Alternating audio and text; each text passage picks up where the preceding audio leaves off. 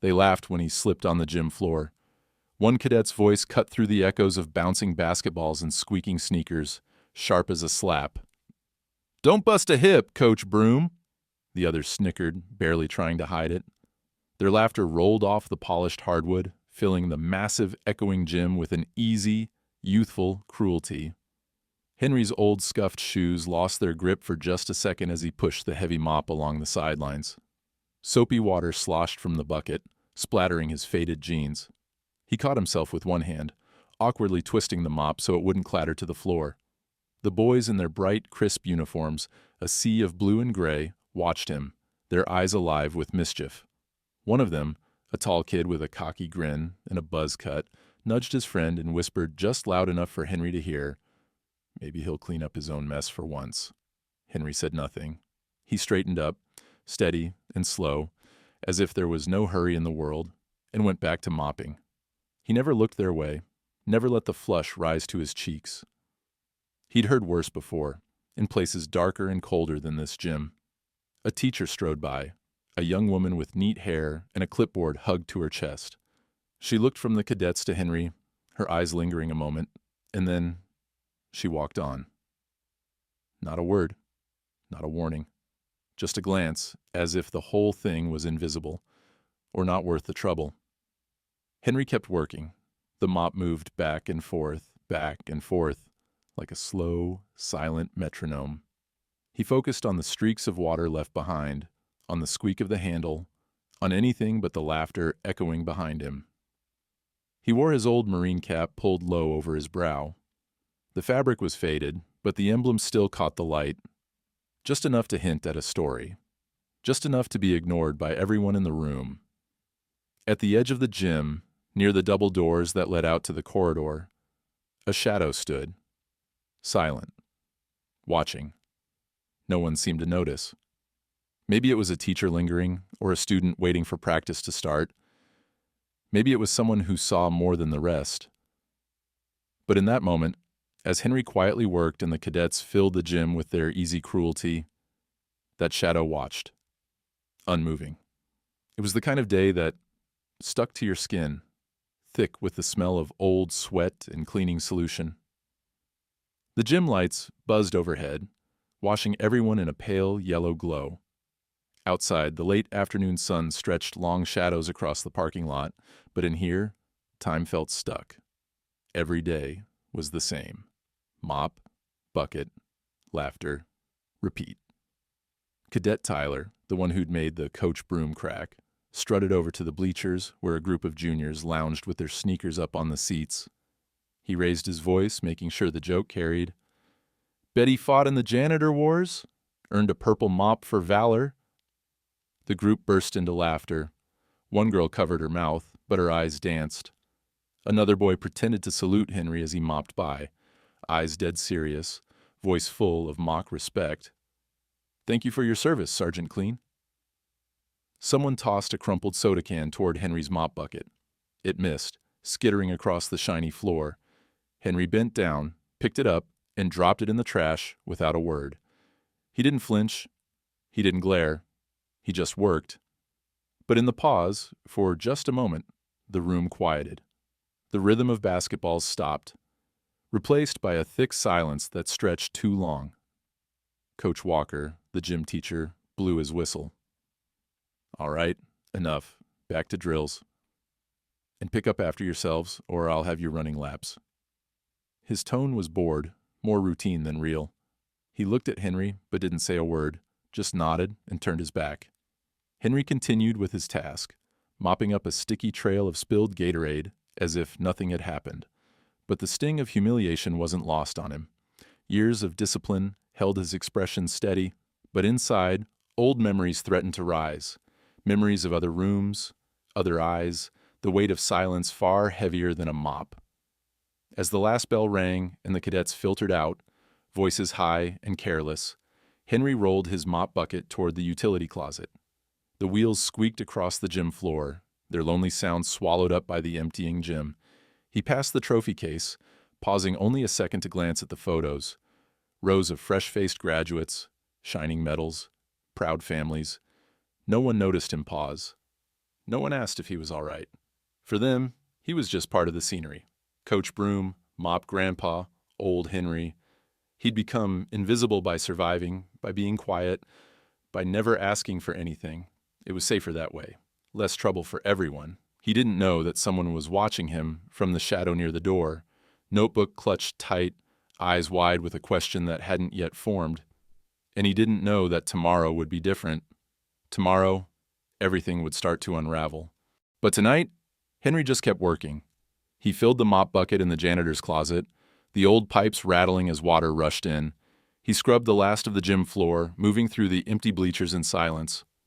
Outside, the sun dipped below the horizon, turning the school parking lot gold and then gray.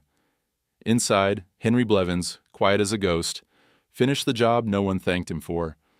He locked the gym, straightened his Marine cap, and walked out into the evening, just as he always did, unnoticed, uncelebrated, carrying the quiet dignity that no laughter could ever wash away. Morning came with a heavy air of anticipation. Graduation week always brought a sense of urgency to Brighton Military Academy.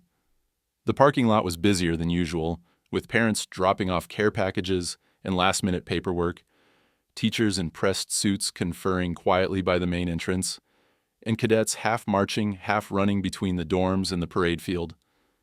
The entire campus seemed to thrum with hidden energy. Everyone was on their best behavior. Almost everyone.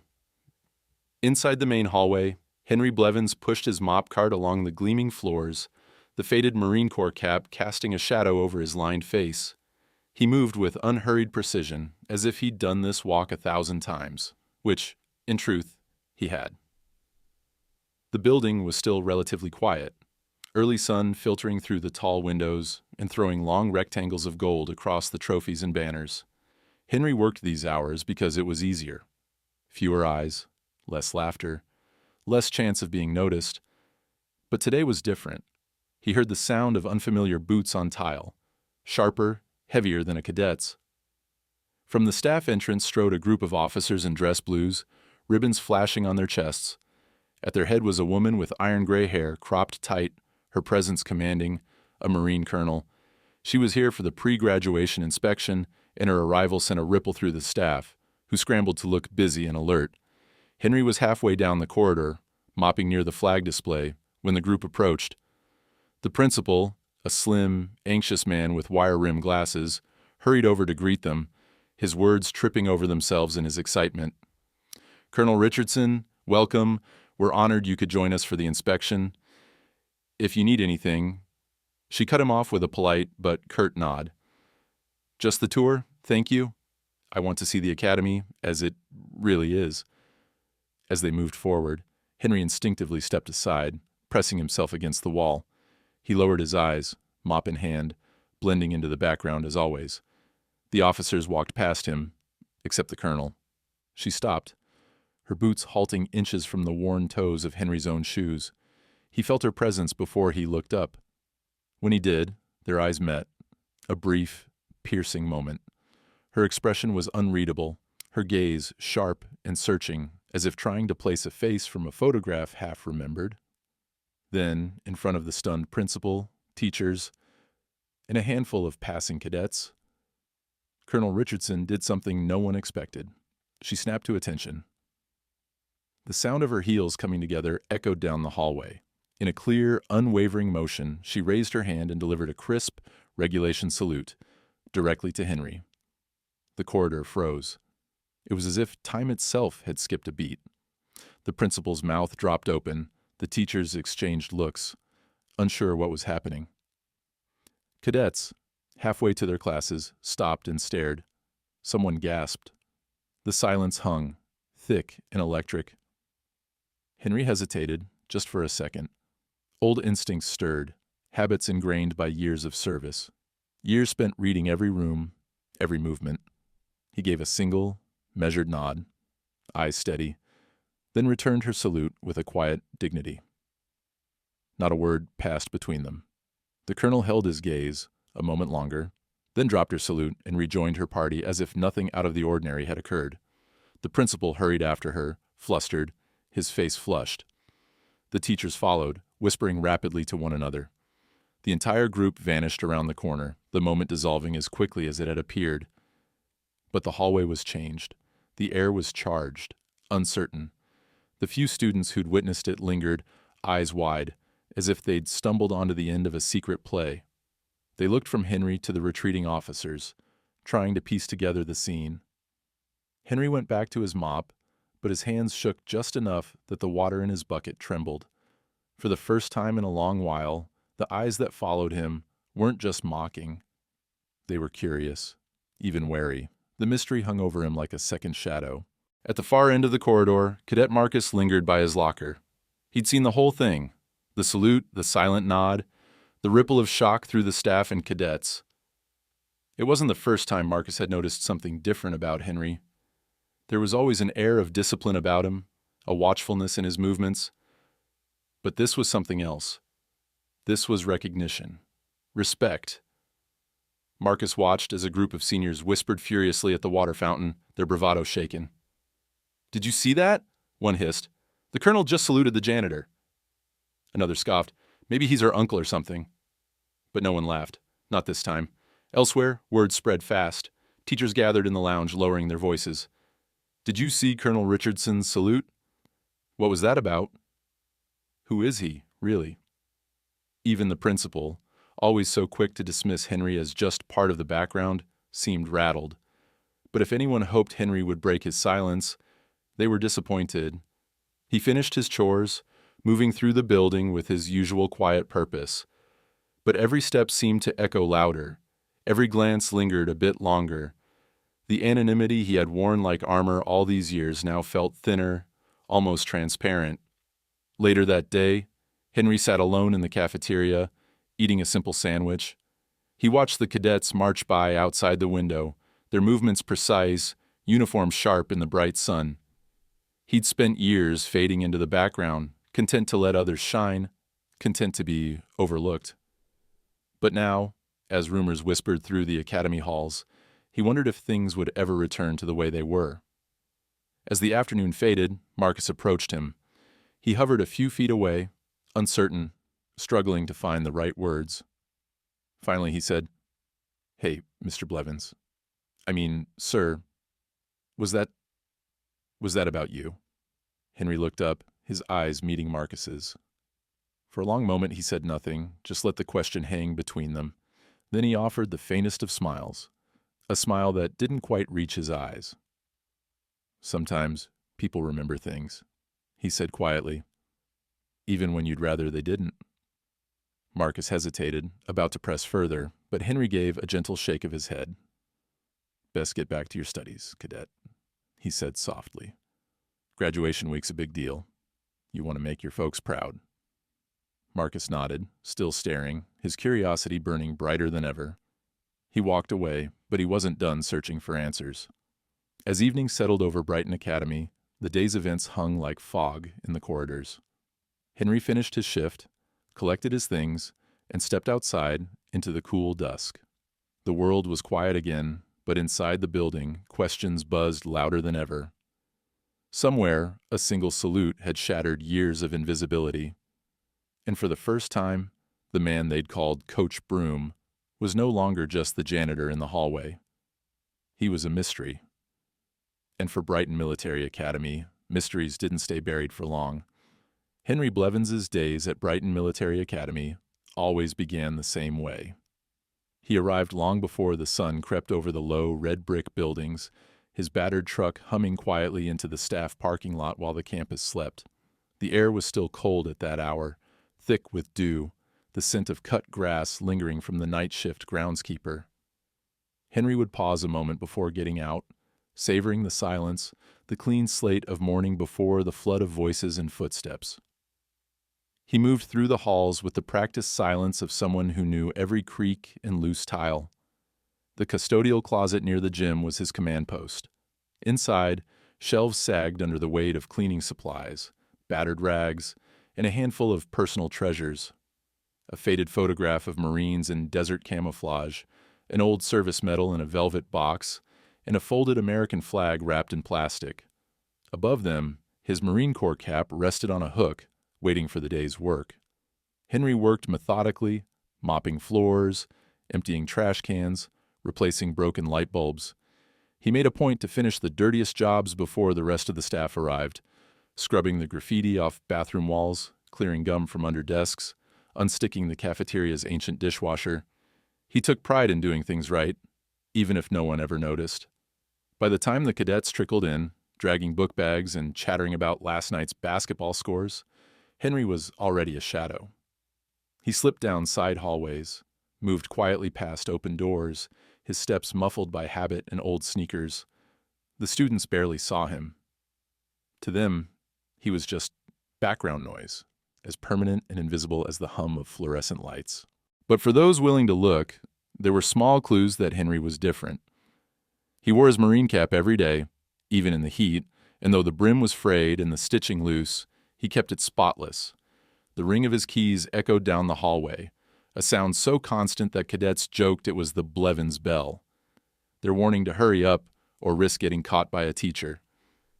Occasionally, a cadet would notice something else, a faded tattoo that peeked out from under Henry's sleeve when he reached for a high shelf or lifted a heavy box, crossed rifles, an eagle, and a date inked in shaky, old-fashioned script.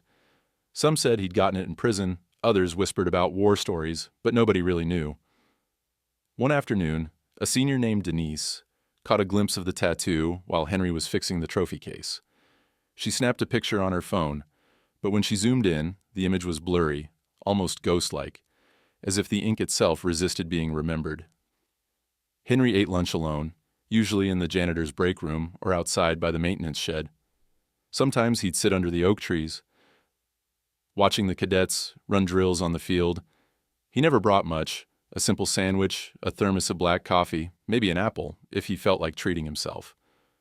Occasionally a teacher would nod or wave as they passed by, but nobody stopped to talk. Henry preferred it that way. Conversation was just another way to give people something to judge. There was an unspoken routine in how the academy treated him. Staff meetings went on without his name ever being mentioned. Maintenance requests appeared in his mailbox with polite, clipped handwriting, but nobody ever thanked him in person. Students dropped their trash, tracked mud down the halls, left gum on the bleachers, and Henry cleaned it up, unseen. To most, he was just the old janitor. Maybe, if they were feeling generous, Coach Broom. But there were moments, small and fleeting, when his old instincts resurfaced. Every Friday, after the last bell, Henry would quietly slip into the gym to fold the American flag. Most people thought it was the principal's job, but Henry had taken it upon himself years ago, unable to stand the thought of the flag crumpled or left for someone else. He folded it with perfect precision, every crease exact, every motion practiced, a ritual that spoke of old discipline, old wounds. One afternoon, while Henry cleaned the science wing, a group of freshmen burst out of the lab, roughhousing as boys do. A paper airplane sailed past Henry's head, landing at his feet. Without a word, he bent down and picked it up, handing it back to the boy with a small, knowing smile. The boy hesitated, surprised, before mumbling a sheepish thanks and hurrying after his friends. At lunchtime in the cafeteria, Henry sometimes became the target of idle jokes. Once, a pair of cadets taped a sign to his cleaning cart that read, "Medal of Cleaning, awarded for service above and beyond the mop."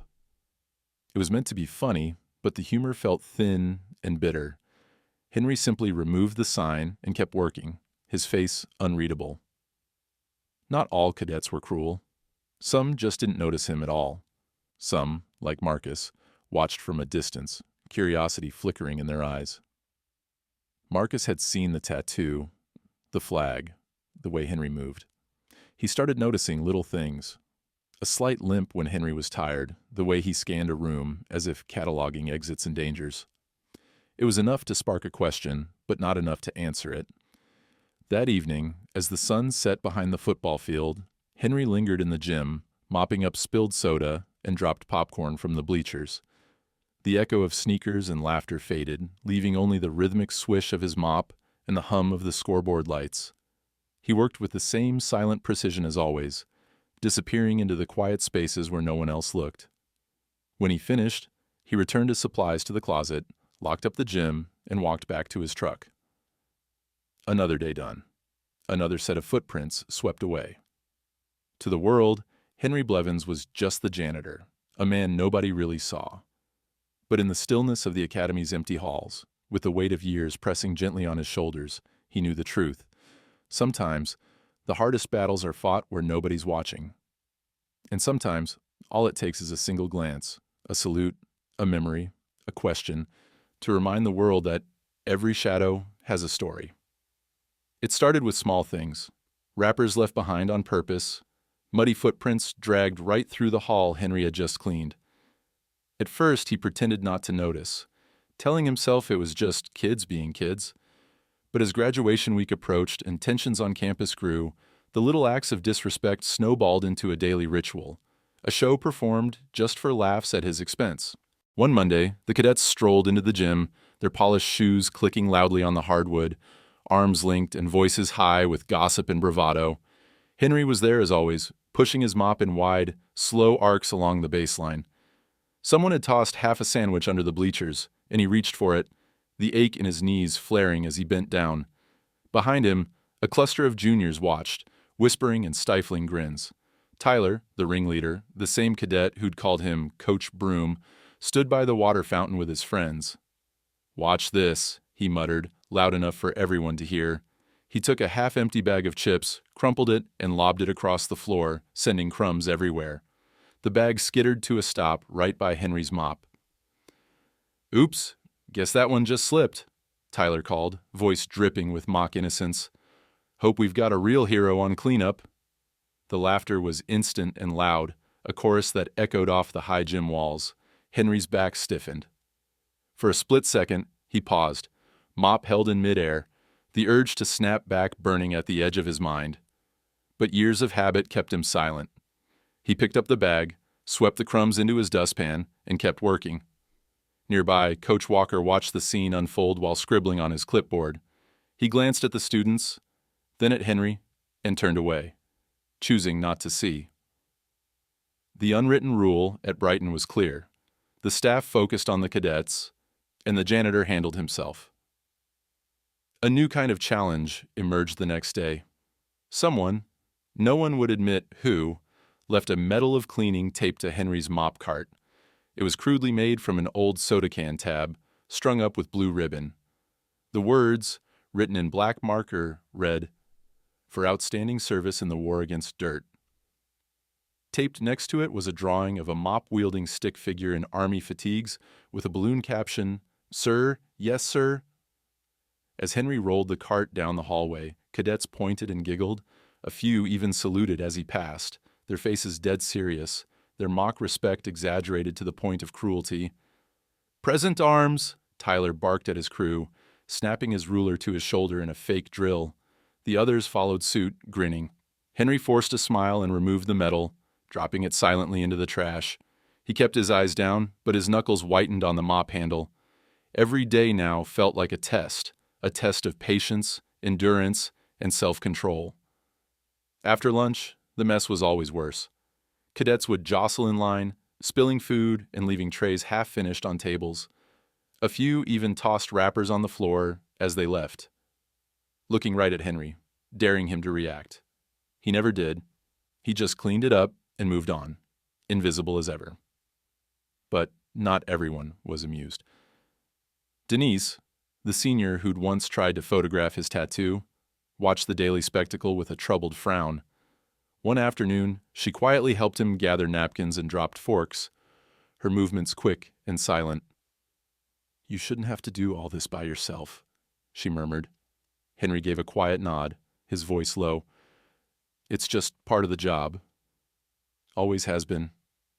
She hesitated, biting her lip, then hurried off to join her friends. But her gesture lingered, a small spark of decency in a sea of indifference. The teachers, for their part, maintained a studied detachment. Some saw the way Henry was treated, but said nothing. Others rationalized it. Boys will be boys. Kids need to blow off steam. The headmaster, Mr. Wells, made a point to avoid Henry in the hallways altogether. At times, the mockery would border on outright cruelty. One morning, Henry arrived to find the words "Coach Broom" scrawled in chalk across the gym doors, with arrows pointing to a hastily drawn cartoon of a janitor tripping over his own mop. He erased it in silence, but the laughter from across the parking lot followed him inside. That afternoon, as Henry swept the courtyard, Marcus lingered nearby, watching the older man with a mixture of curiosity and guilt. He'd heard the rumors swirling around after the colonel's salute, and he'd seen the way Tyler's crew took it up a notch. During a lull in the noise, Marcus approached him. "Mr. Blevins, does it bother you? The way they act?"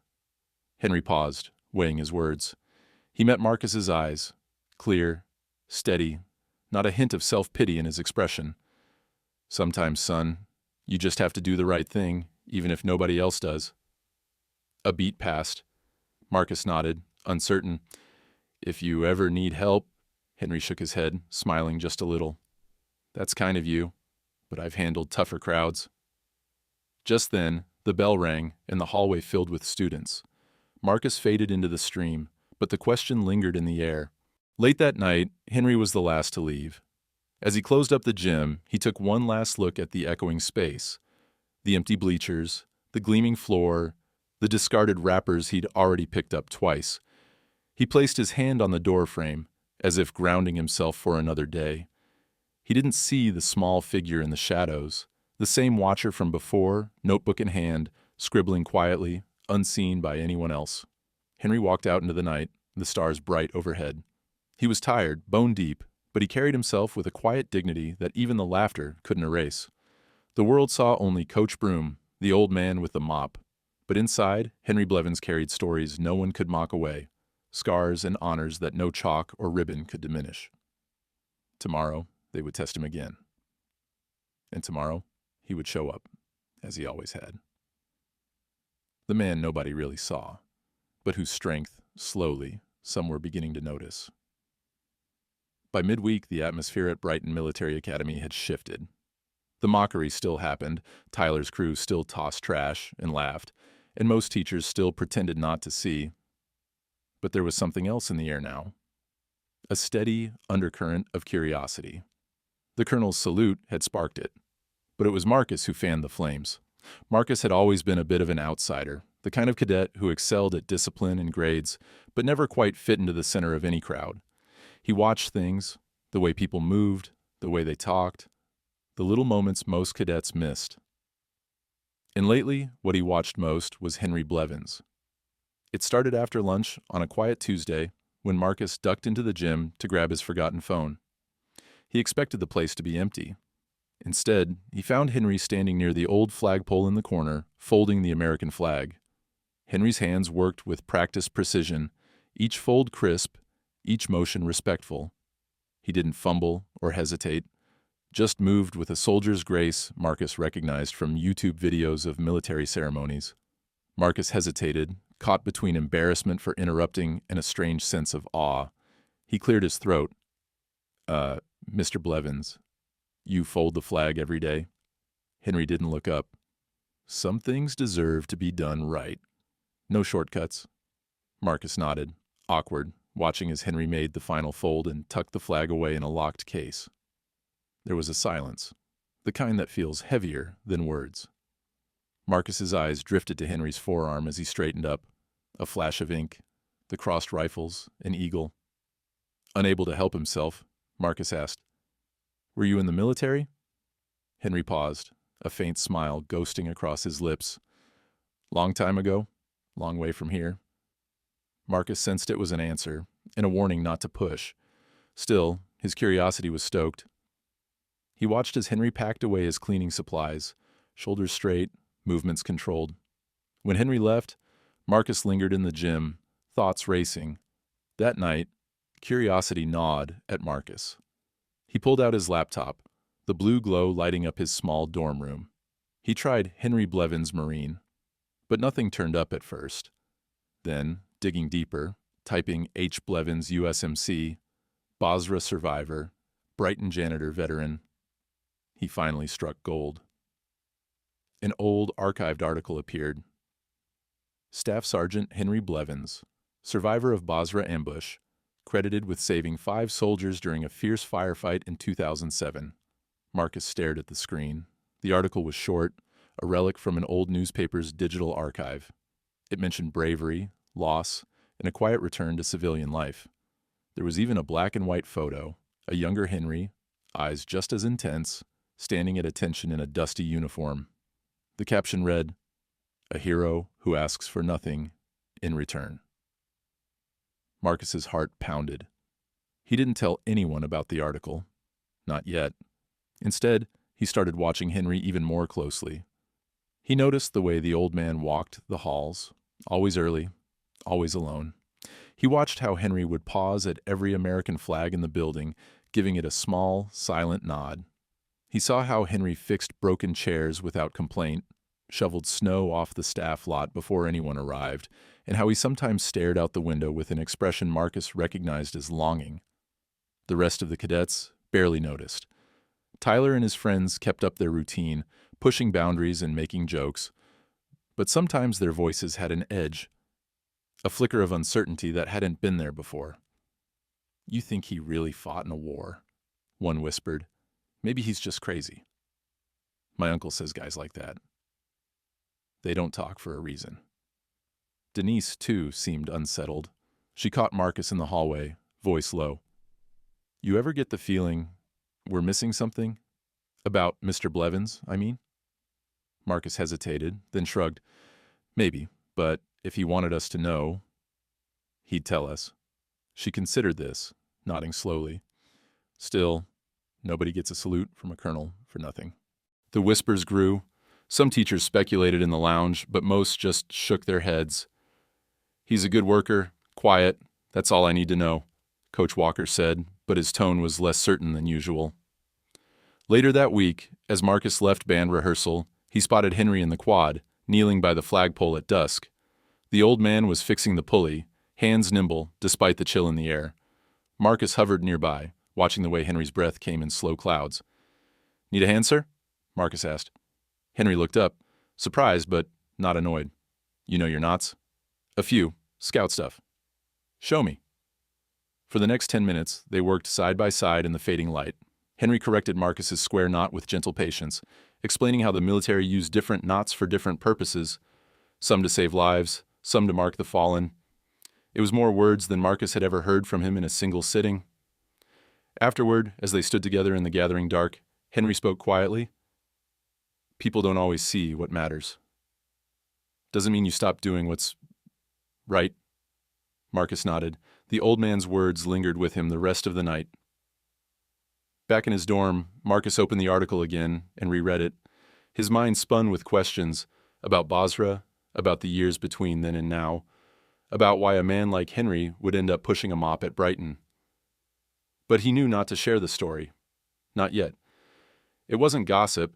It was something sacred, something he felt he had to protect. In the days that followed, Marcus paid even closer attention. He watched the way Henry never rose to the bait, never got angry, never broke his calm, even when Tyler's gang tried new tricks. He noticed how Henry seemed to spot trouble before it started, quietly intervening before fights broke out or accidents happened. More than once, Marcus saw Henry give a silent warning glance to a reckless freshman. Somehow, that look was enough to stop whatever mischief was brewing. The whispers in the hallways grew, but so did Marcus's sense of respect. There was a mystery here, a history hidden in plain sight. Marcus resolved to learn what he could, not out of idle curiosity, but because he wanted to understand what real strength looked like. He began to watch out for Henry in small ways, picking up trash before it became another insult, stepping between Tyler's crew and the cleaning cart, making sure the gym doors were closed so Henry didn't have to sweep twice. He never said why. He just did it. Late one evening, Marcus passed the janitor's closet and heard Henry humming quietly to himself, the notes of an old Marine Corps tune echoing off the walls. Marcus smiled to himself. Maybe, just maybe, some stories were worth learning, even if the man living them never asked to be seen. Graduation week at Brighton Military Academy was always a spectacle. Cadets in pressed uniforms marching across the quad, banners strung from brick columns, and families pouring in from across the state. But this year, a special tension pulsed through the air. The rumors about Coach Broom had quietly circulated among both students and staff, blending with the usual excitement and anxiety of the season. Early Monday morning, Henry arrived before dawn, as always. The air was cool and sharp, the sky barely light. He parked his old truck behind the maintenance shed and sat for a moment, listening to the muffled sound of marching feet and the distant bugle call. He let the quiet fill him, as if storing up calm for whatever the day might throw at him. Inside, the school was already awake. Staff bustled through the corridors, clutching schedules and checklists. Balloons and graduation banners appeared on every available surface. The gym, usually echoing with laughter and footsteps, now felt like a cathedral. Bleachers scrubbed spotless, folding chairs lined up in precise military rows, the stage gleaming under the new lights. Henry was everywhere and nowhere. He scrubbed scuff marks from the floor, checked the microphones, and made sure the bathrooms smelled like fresh pine. He didn't complain when extra requests came in, didn't roll his eyes at the never-ending list. He just worked, steady and silent. The administration, meanwhile, buzzed with a different sort of energy. This year, the keynote speaker was General Naomi Starks, a decorated war hero and Brighton alumna, who'd led troops in Afghanistan and made national headlines for her leadership and bravery. Her presence was a point of pride for the academy. It was also a headache for the headmaster, Mr. Wells, who paced the halls nervously, barking orders at staff and glancing over his shoulder as if expecting something to go wrong. "Let's keep things moving, people," he barked to a knot of teachers standing near the office.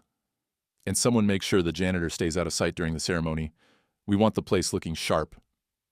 Coach Walker, overhearing, gave a tight nod. "You can count on it, sir."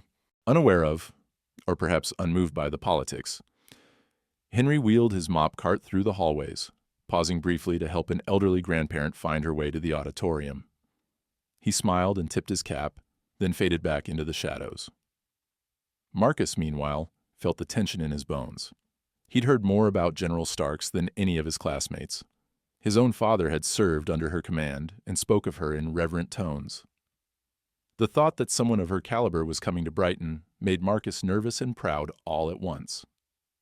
On Wednesday, the day of the big pre-graduation inspection, a convoy of black SUVs and sedans pulled into the parking lot. Uniformed officers stepped out, moving briskly, their shoes clicking on the asphalt. Teachers lined up to greet them. The student band stood ready to play the school anthem. General Starks stepped from her car, her uniform crisp, ribbons glinting on her chest.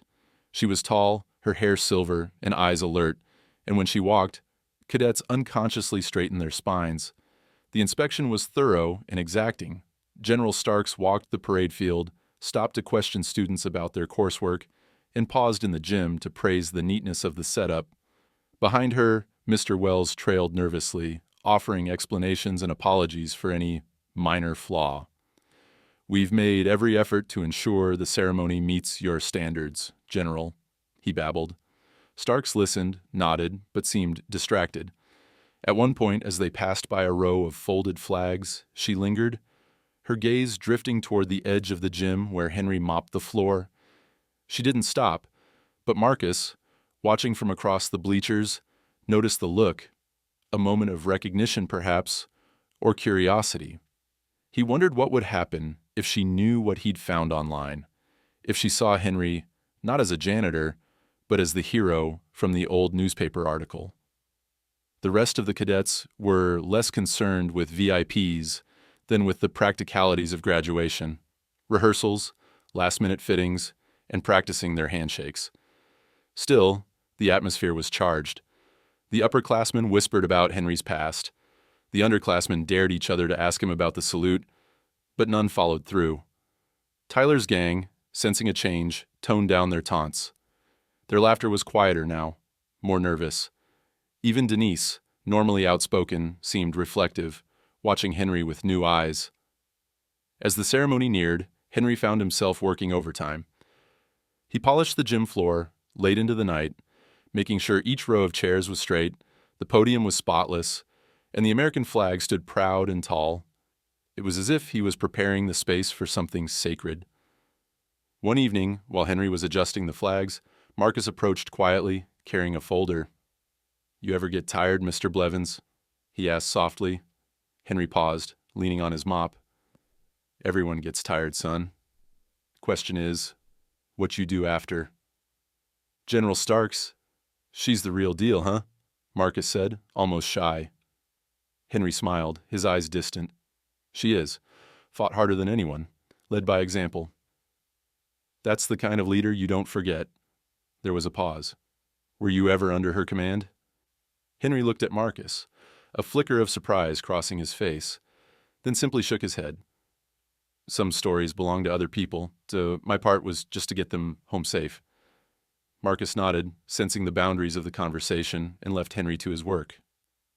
Elsewhere in the building, Mr. Wells gathered the staff for a final meeting. Look, this ceremony is about the cadets and General Starks. I want everything perfect. No distractions. Understood? The staff murmured agreement, but a few exchanged uneasy glances. That night, as the campus fell silent, Henry finished his rounds. He walked the empty hallways, his footsteps echoing. In the gym, the seats were set, the banners hung, the stage ready. Henry stood for a long moment beneath the old Marine flag, remembering a time when he'd stood at attention, medals heavy on his chest and friends at his side.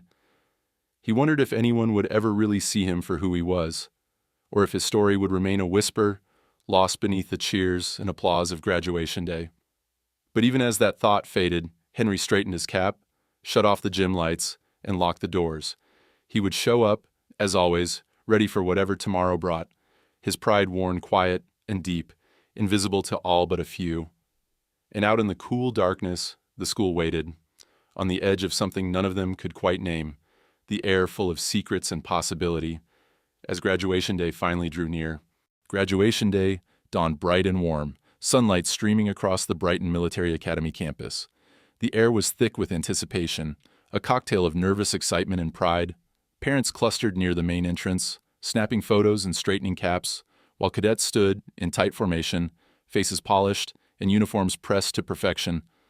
100 conversations buzzed at once, but beneath it all was a quiet current, a story that had started as a rumor and was now woven into the fabric of the day. Henry arrived early, as usual. He watched from the shadows as the color guard rehearsed, the band tuned up, and the first VIPs trickled in. Nobody paid much attention to him, the old janitor in the faded Marine cap. But more than a few parents, and a handful of cadets, eyed him with quiet curiosity, their whispers barely hidden. He spent the final hour before the ceremony checking every row of chairs, running a cloth over the podium, and replacing a fallen flag pin. By now, he'd memorized the ceremony program better than most staff. He knew exactly when the band would play America the Beautiful, when the headmaster would deliver his boilerplate speech, and when the valedictorian would stumble nervously over their closing remarks. But there was one part nobody could predict. The arrival of General Naomi Starks had every staff member on edge. Her reputation as both a soldier and a leader was the stuff of legend, and in the tight-knit world of Brighton alumni, she was almost mythic. Even teachers who prided themselves on cool professionalism fussed nervously with their jackets, hoping for a handshake or a compliment. Henry kept his distance. As the first notes of the processional echoed through the gym, he slipped quietly to the back, near the utility closet, out of sight, but close enough to keep an eye on things. Marcus, sitting with his class, scanned the crowd, catching Henry's eye for just a moment. There was an unspoken understanding between them, a kind of silent salute. The ceremony unfolded with practiced precision. The headmaster, Mr. Wells, gave his opening remarks, voice trembling only a little as he introduced the dignitaries. Teachers beamed with pride as their best students crossed the stage. The cadets, stiff and serious in their rows, listened with varying degrees of attention. Then came the moment everyone had been waiting for. General Starks took the stage, her uniform blazing with medals. The room fell silent as she approached the podium, her presence commanding even from a distance. She began with a story of her own time at Brighton, her voice both strong and warm, painting vivid images of teenage hopes and struggles. The audience hung on every word, many of them finding their own stories in hers. But halfway through her speech, she paused. She scanned the rows of cadets, then the faculty, Then, unexpectedly, the far corners of the gym. Her eyes narrowed, searching. Mr. Wells, standing beside the stage, shifted uncomfortably, unsure of what was happening.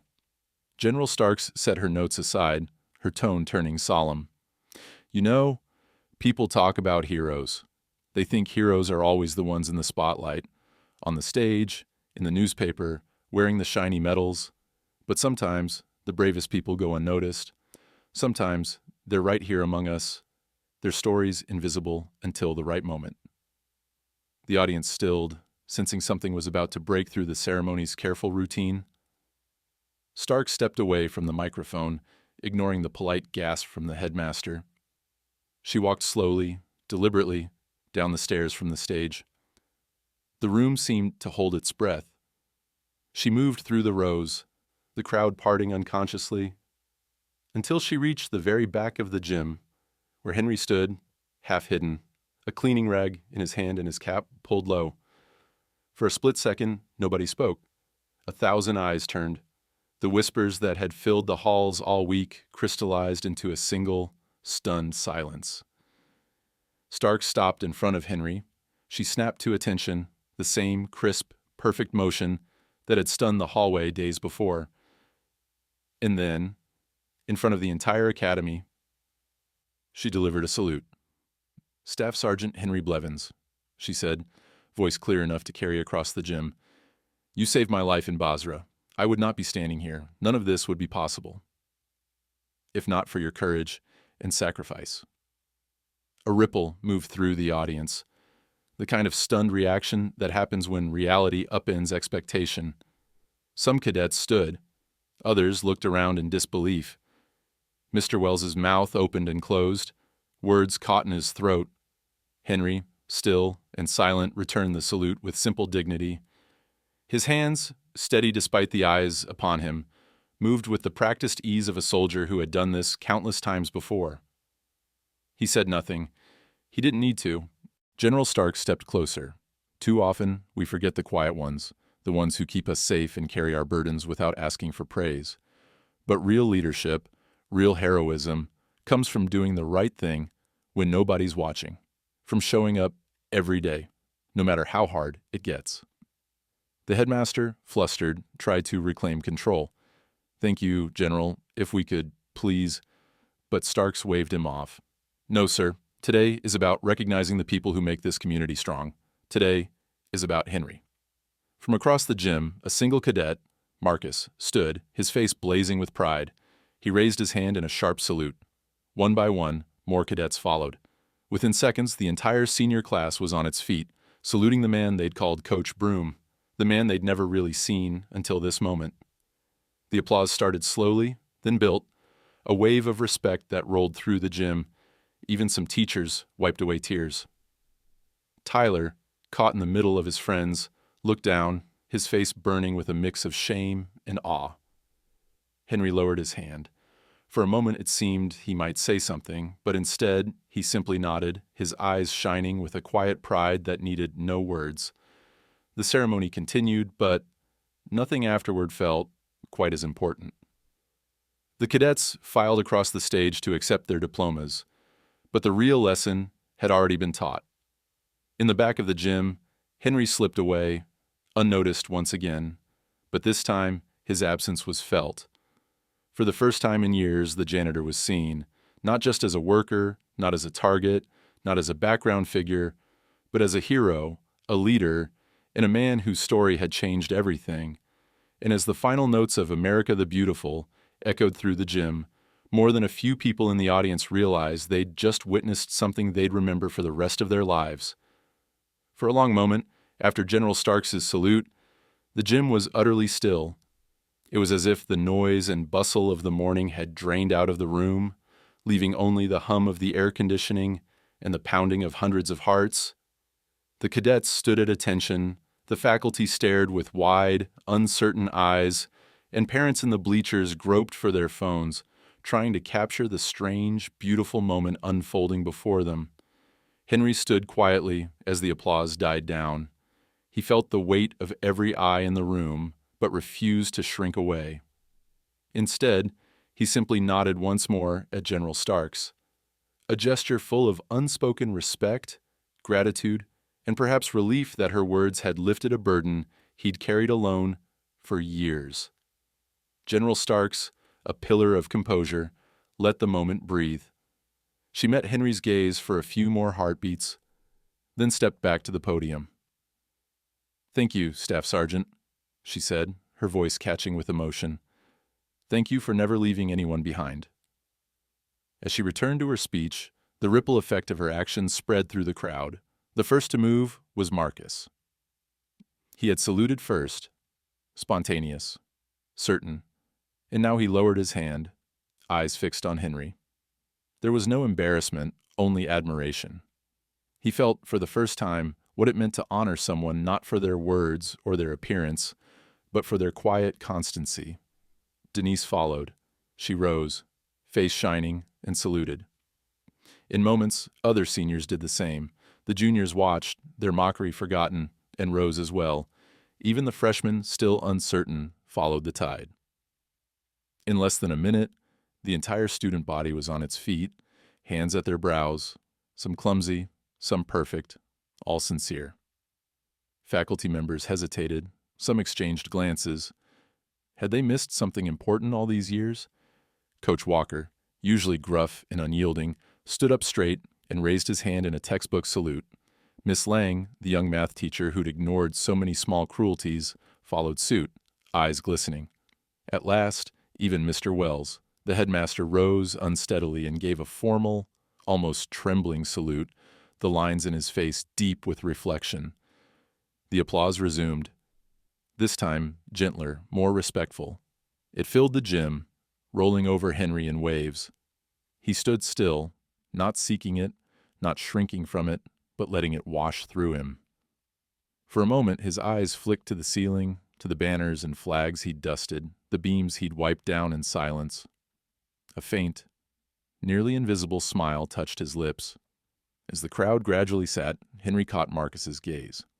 The young cadet, moved by all that had happened, smiled back, a true smile, born of newfound understanding.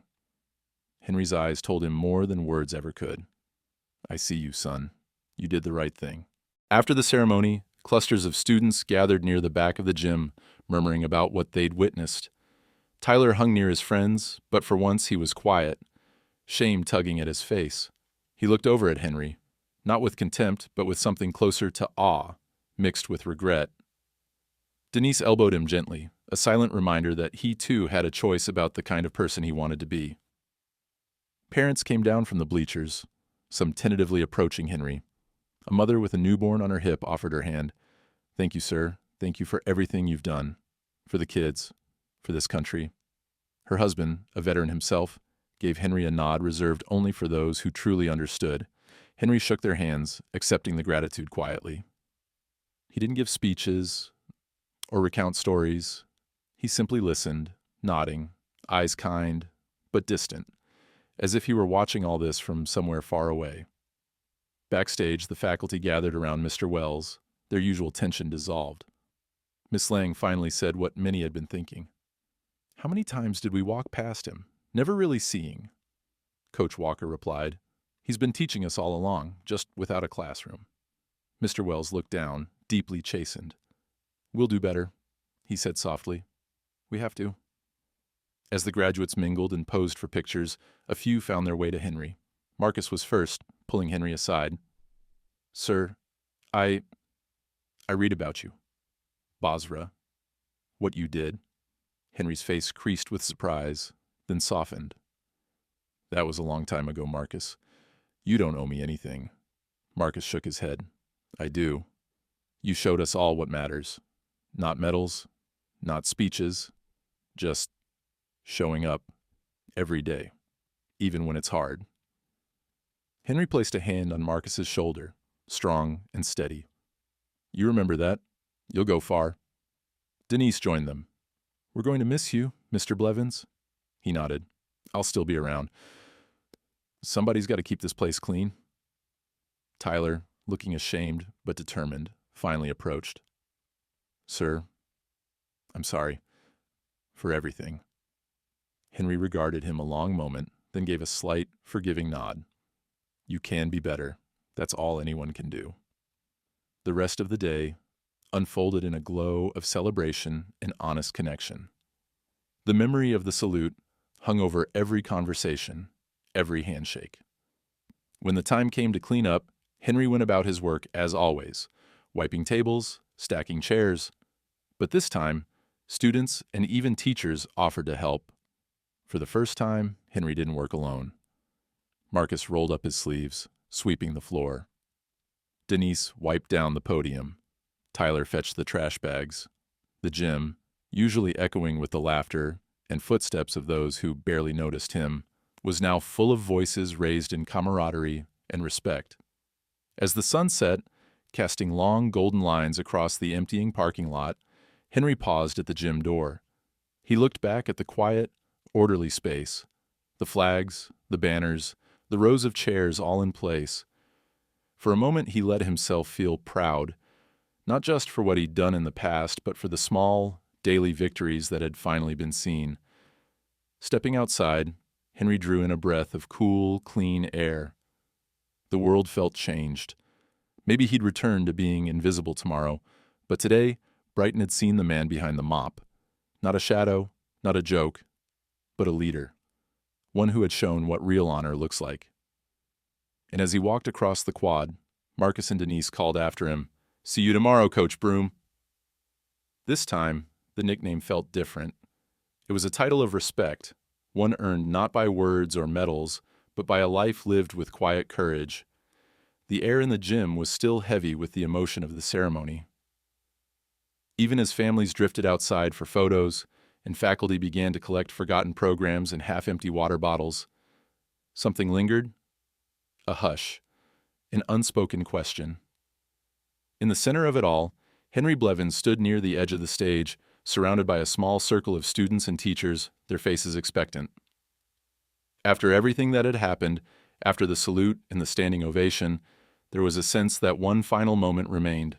Someone, perhaps Marcus, perhaps a teacher, quietly suggested that Henry say a few words. For the first time, the microphone was offered to him. The crowd that remained fell silent, eyes shining, hands fidgeting with nervous anticipation. Henry looked at the microphone, then out across the gym. He could see the tired pride in the parents' eyes, the respectful attention from the cadets, and the sheepish regret on the faces of those who'd once laughed at his expense. He shook his head, a gentle refusal.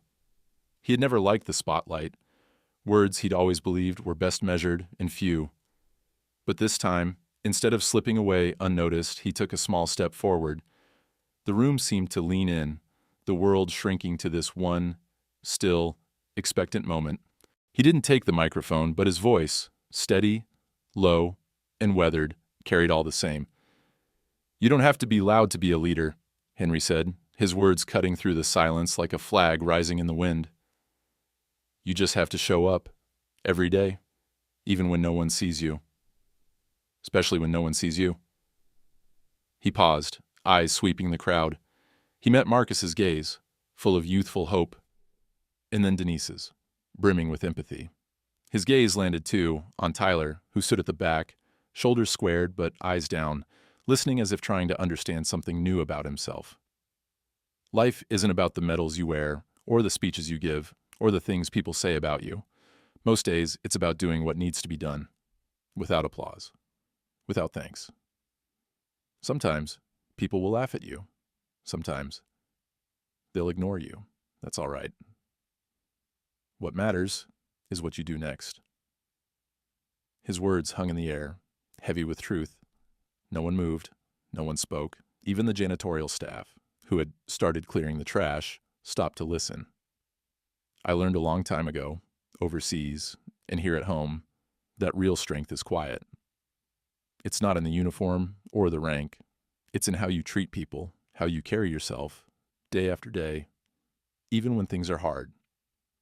He looked out across the sea of young faces, searching for someone who needed to hear it most. You can choose to tear people down, or you can choose to lift them up. The world doesn't always reward the second choice, but it needs it more than ever. Another long pause. The only sound was the hum of the gym lights, the distant laughter from the parking lot outside. Most folks, they won't remember my name. That's all right too. But I hope when you leave this place, when you face your own hard days, you'll remember that showing up matters, that kindness and dignity matter, that being seen isn't as important as being true. He gave a small nod, his voice growing softer, more personal. Sometimes the hardest thing is to keep going, to do the right thing when nobody's watching. But if you can do that, you'll be all right. You'll be more than all right. You'll be someone worth looking up to. He stepped back then, hands folded quietly in front of him. For a moment, the room seemed unsure, caught between the urge to clap and the wish to simply let the words linger. It was Denise who broke the silence, her voice trembling but clear. "Thank you, Mr. Blevins."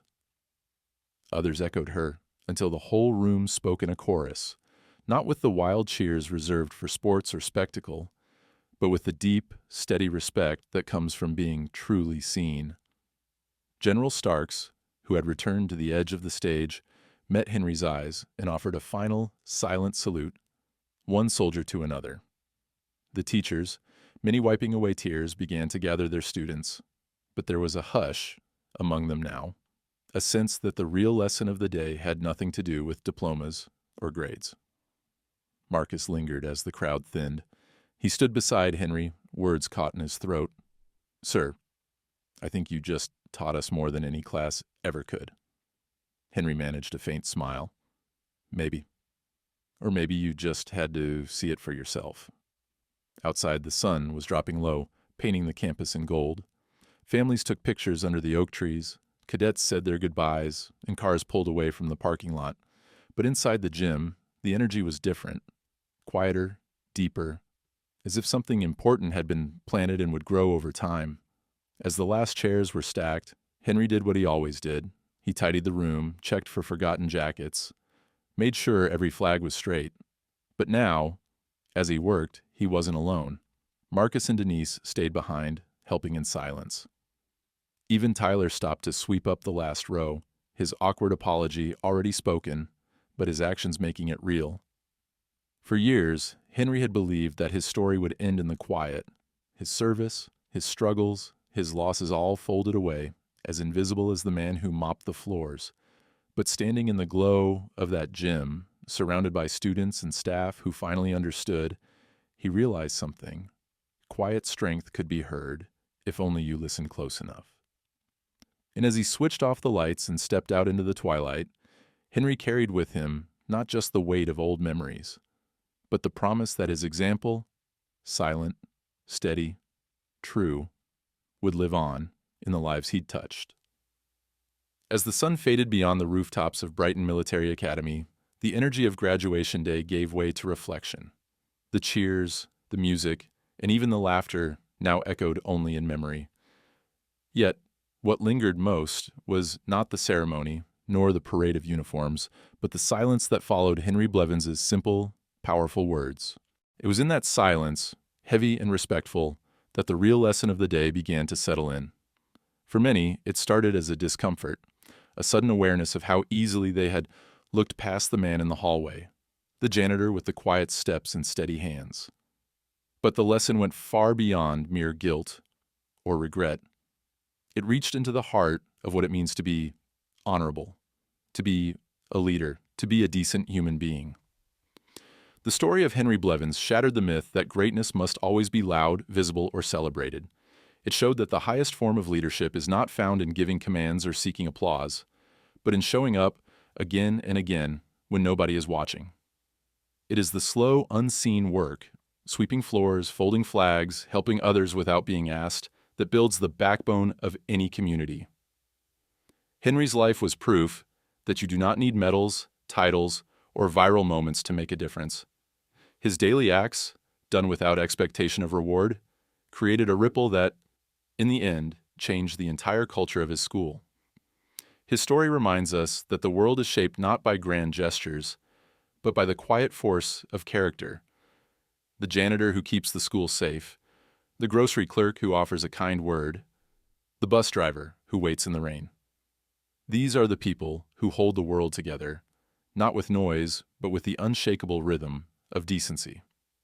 In a society obsessed with visibility and recognition, Henry's example is a radical call to humility, a reminder that the most important contributions often go unseen.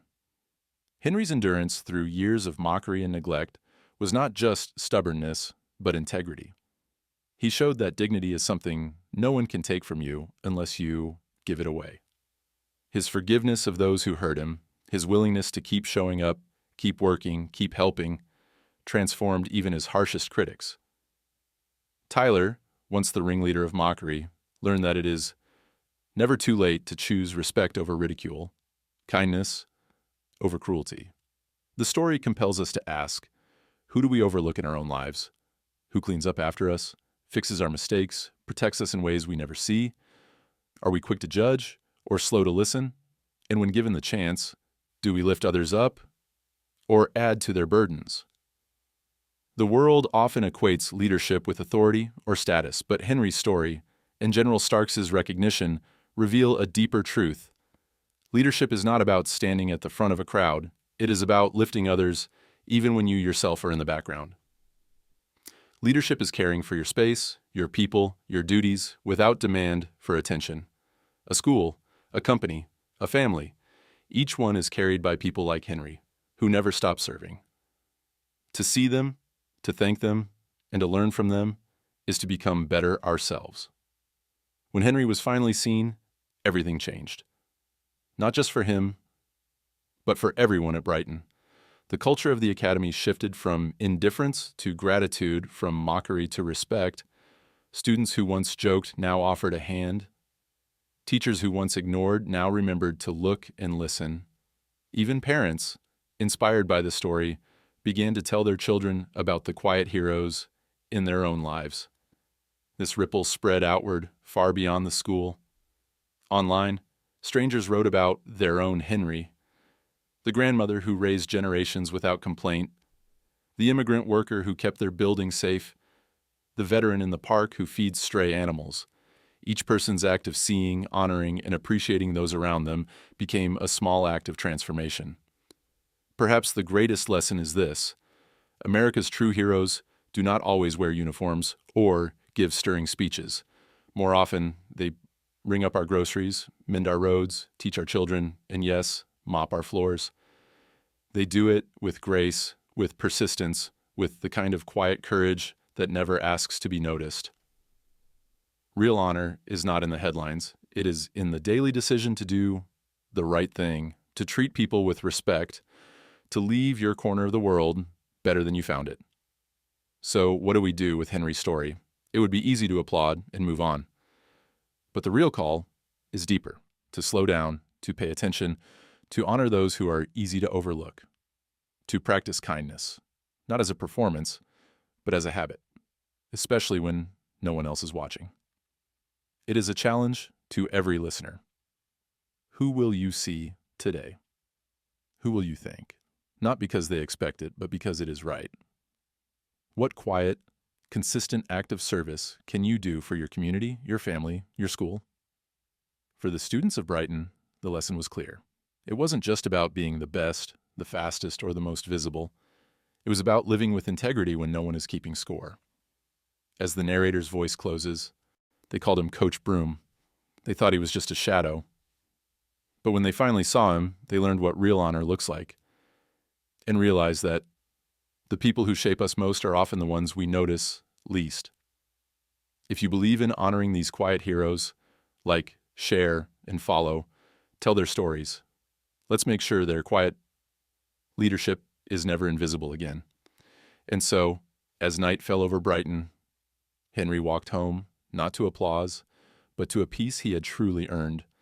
His story, simple and strong, would echo for years in the hearts of all who had finally learned to listen.